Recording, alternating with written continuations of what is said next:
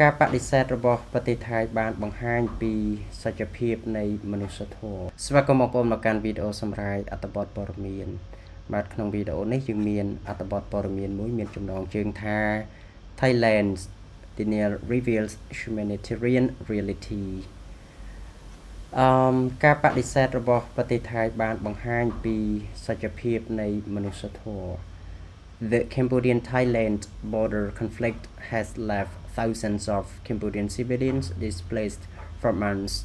while Thailand has focused heavily on disputing the number of people affected and challenging reports from international observers. However, recent comments by Thai military spokesman Major General Vinthai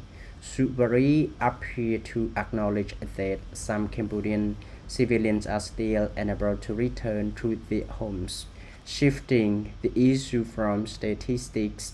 to the more fundamental questions of why they remain displaced.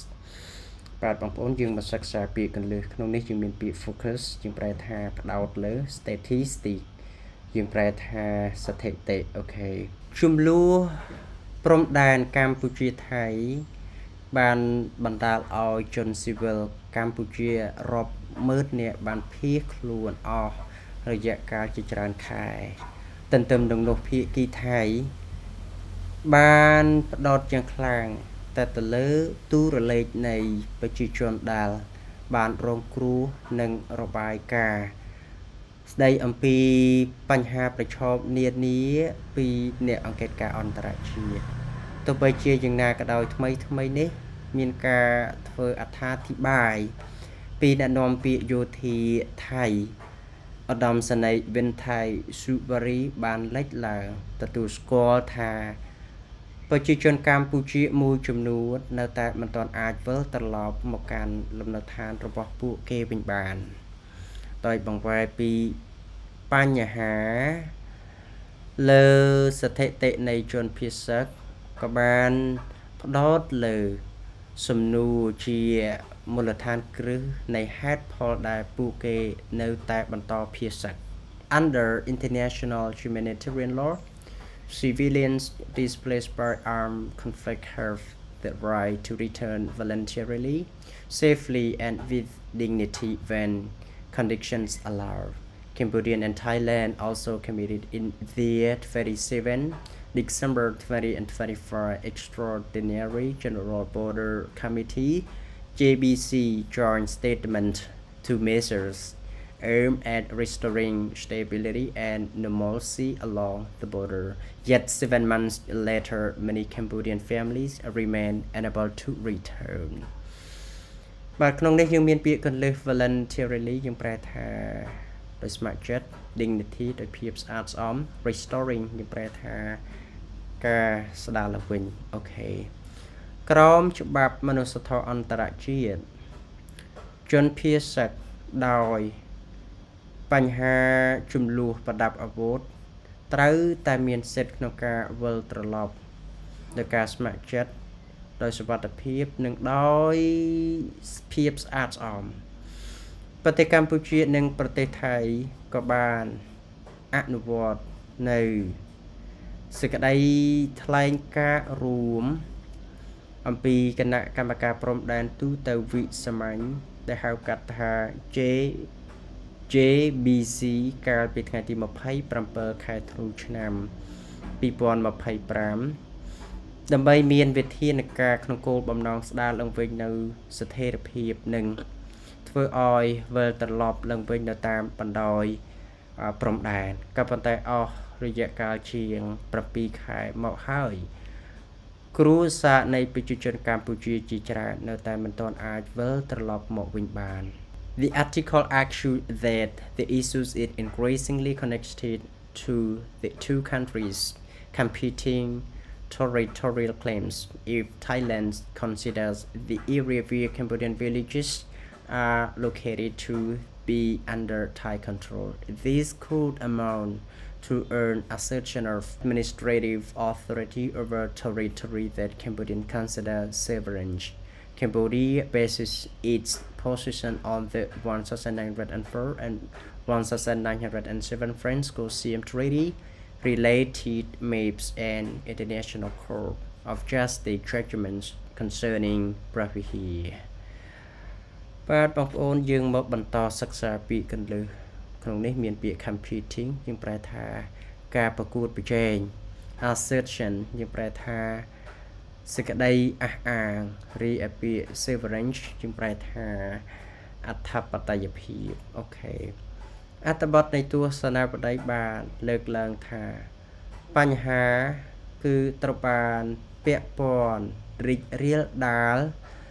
ទៅនឹងប្រទេសទាំងពីរដែលប្រកួតប្រជែងអះអាងពី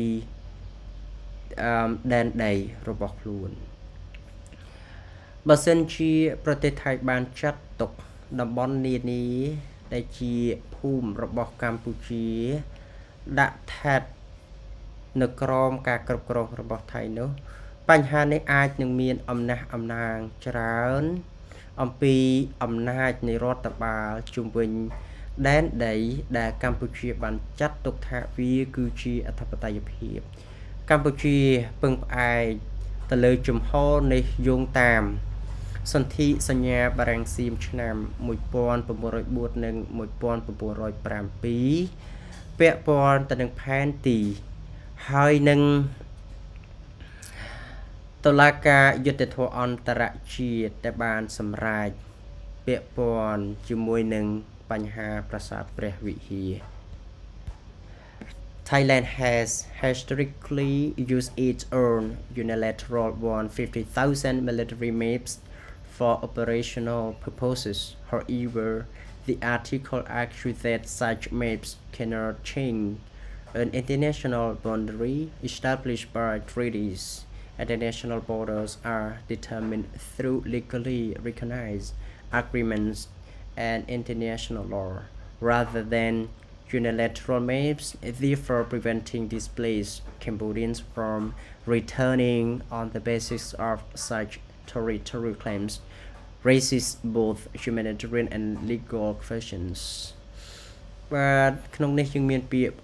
កន្លឹះ purpose ប្រែថាដោយគោលបំណង establish បង្កើតឡើង determine យើងប្រែថាកំណត់ recognize យើងប្រែថាទទួលស្គាល់អូខេប្រទេសថៃបានប្រើប្រាស់នៅផែនទីយោធាមួយលើ50ពាន់ជាឯកតោភាគីជាប្រវត្តិសាស្ត្រសម្រាប់ជាគោលបំណងនៃប្រតិបត្តិការបើទោះបីជាយ៉ាងណាក៏ដោយអត្ថបទទស្សនាវដ្តីបានអះអាងថាផែនទីនេះមិនអាចធ្វើការផ្លាស់ប្ដូរនៅខ្សែបន្ទាត់ព្រំដែនជាអន្តរជាតិដែលបង្កើតឡើងក្រោមអនុសញ្ញាបានឡើយខ្សែបន្ទាត់ព្រំដែនជាអន្តរជាតិគឺត្រូវបានកំណត់តាមរយៈកិច្ចព្រមព្រៀងដែលទទួលស្គាល់ជាផ្លូវច្បាប់និងតាមរយៈច្បាប់អន្តរជាតិជាជាងផែនទីជាឯកតោភាគីដូច្នេះហើយការការពារប្រជាជនកម្ពុជាដែលបានភៀសខ្លួនពីការវិលត្រឡប់គឺជាមូលដ្ឋានគ្រឹះនៃអំណះអំណាងពីដែនដីដែលបានលើកឡើងចំពោះបញ្ហាមនុស្សធម៌និងផ្លូវច្បាប់ International observers, including the UN Special Reporter, as well as major media organizations such as Reuters, AFP, and AP, have highlighted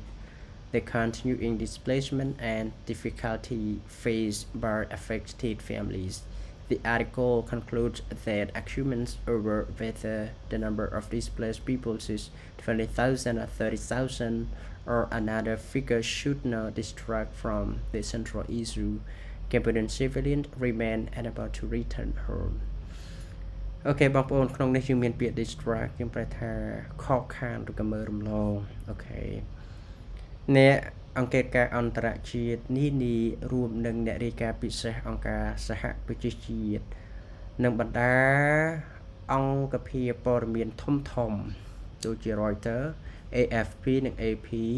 បានគូសបញ្ជាអំពីជនភៀស ដែលនៅតែបន្តប្រឈមនឹងបញ្ហាលំបាកនានាដោយទទួលរងដោយ ដោយគ្រួសាររងគ្រោះអូខេបន្តទៀតអ្នកអង្កេតការអន្តរជាតិនានានឹង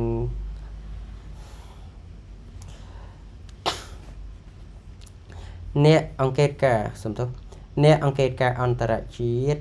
នានារួមមានអ្នករាយការណ៍ពិសេសអង្គការសហប្រជាជាតិនិងបណ្ដាអង្គភាពព័ត៌មាន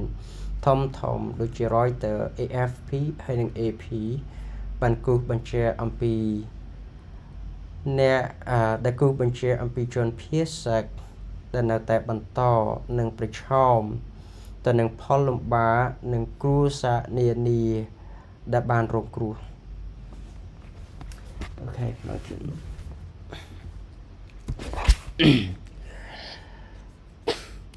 អ្នកអង្កេតការអន្តរជាតិនានារួមមានអ្នករាយការណ៍ពិសេសអង្គការសហប្រជាជាតិរួមនឹងបណ្ដាអង្គភាពព័ត៌មានធំដូចជា Reuters AFP និង AP បានគូសបញ្ជាក់អំពីជនភៀសសាក់ដែលនៅតែបន្តប្រឈមទៅនឹងបញ្ហាលំបាកដោយគ្រួសាររងគ្រោះអត្ថបទព័ត៌មានអត្ថបទទស្សនាវដ្តីក៏សរុបជារួមថា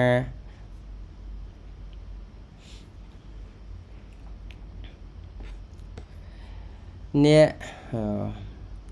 នកអង្កេតការអន្តរជាតិនានារួមមានអ្នករាយការណ៍ពិសេសអង្គការសហប្រជាជាតិ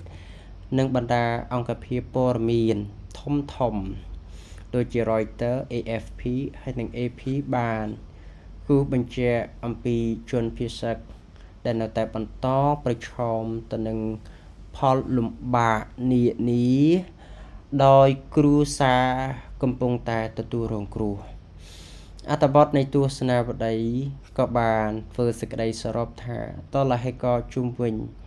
ទូរលេខនៃជនភៀសសាក់មានមក20000ឬក៏30000ឬក៏ទូរលេខដតីទៀតមិនគួរមើលរំលងពីបញ្ហាស្នូលនៃជនភៀសសាក់ឡើយដែលជនភៀសសាក់កម្ពុជានៅតែមិនទាន់អាចវិលត្រឡប់មកលំនៅឋានវិញបានអូខេបាទអរគុណច្រើនបងប្អូនដែលតាមដានទស្សនាវីដេអូនេះយើងនឹងជួបគ្នានៅវីដេអូក្រោយទៀតបាយ